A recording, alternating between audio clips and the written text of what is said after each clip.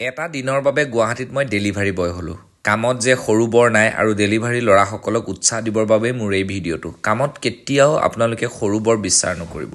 সকলো কামেই ডাঙৰ, সকলো ভাল কামেই ডাঙৰ কাম। মই আমাৰ কাপোৰৰ যিবোৰ অৰ্ডাৰ থাকে সেই কাপোৰৰ অৰ্ডাৰবোৰ গুৱাহাটীৰ ভিন্ন ঠাইত এনেই বেলেগে দিবলৈ যায়, কিন্তু সেইদিনা মই দিবলৈ ওলাই গ'লোঁ। মই জানিব বিচাৰোঁ যে কি সমস্যাৰ সন্মুখীন হয় ডেলিভাৰী বয়সকল। এইজন আহিল, বেলেগ এজন, তেওঁক দি পঠিয়ালোঁ মালিগাঁৱলৈ বুলি কাপোৰ। এনেকৈ ভিন্ন ঠাইত আমাৰ দোকানৰ পৰা কাপোৰ গৈ থাকে। বাৰু যিয়ে নহওক, মোৰ ঘৰৰ পৰাও যায় বহুত কাপোৰ, ঘৰতো ষ্টক আছে, ভিন্ন মেখেলা চাদৰ কিবাকিবি, বেগবোৰ অলৰেডি শেষ হৈ গৈছে। ডেলিভাৰী বয়সকলে কিছুমান সমস্যাৰ সন্মুখীন হয়। কেতিয়াবা কোনোবা গ্ৰাহকে বেয়াকৈ কয় বা কোনোবাই দেৰি কৰি দিয়ে। সেইকাৰণে মই নিজেই চেষ্টা কৰিলোঁ যে কি ধৰণৰ সমস্যা হয় নিজেই কৰি নাচালে মানুহে গম নাপায়। গতিকে সেইকাৰণে মই বাইক লৈ সেইদিনা গুৱাহাটীৰ ভিন্ন প্ৰান্তত গ'লোঁ আৰু গৈ পেলাই মই এই কাপোৰবিলাক দিবৰ কাৰণে চেষ্টা কৰিলোঁ। লগতে এজন ডেলিভাৰী বয়ৰ যিখিনি সমস্যা, সেই সমস্যাখিনি বুজ ল'লোঁ। এনেকৈ ফোন কৰিলোঁ।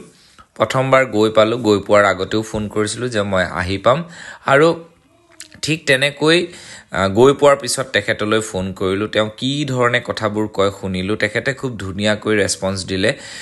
তেওঁ গম পোৱা নাছিলে আচলতে মই গৈ আছোঁ বুলি।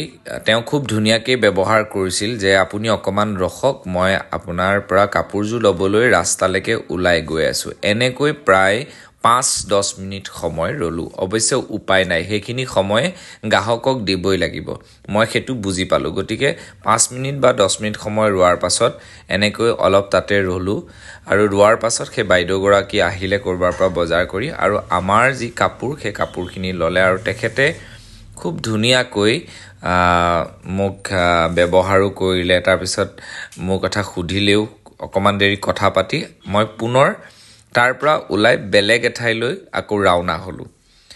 গুৱাহাটীত বহুত জাম থাকে, ডেলিভাৰী বয়সকলৰ যথেষ্ট কষ্ট হয় তেওঁলোকৰ। ৰাস্তাতে দেখিলোঁ এখন এম্বুলেঞ্চক ছাইড দিয়া নাই। ছাইড দিওঁ বুলি ক'লে পাৰে, এই অভদ্ৰ মানুহখিনিক কওঁ ছাইড দিব।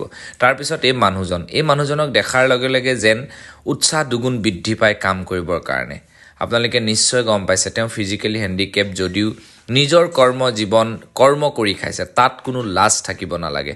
ইমান ভাল লাগে এই মানুহজনক যেতিয়া গুৱাহাটীত দেখোঁ। সকলোৱে তেওঁক সহায় কৰিব। এইজন মানুহ আমাৰ বাবে আদৰ্শ, এইজন মানুহ আমাৰ বাবে প্ৰেৰণা, অসমৰ বাবে প্ৰেৰণা।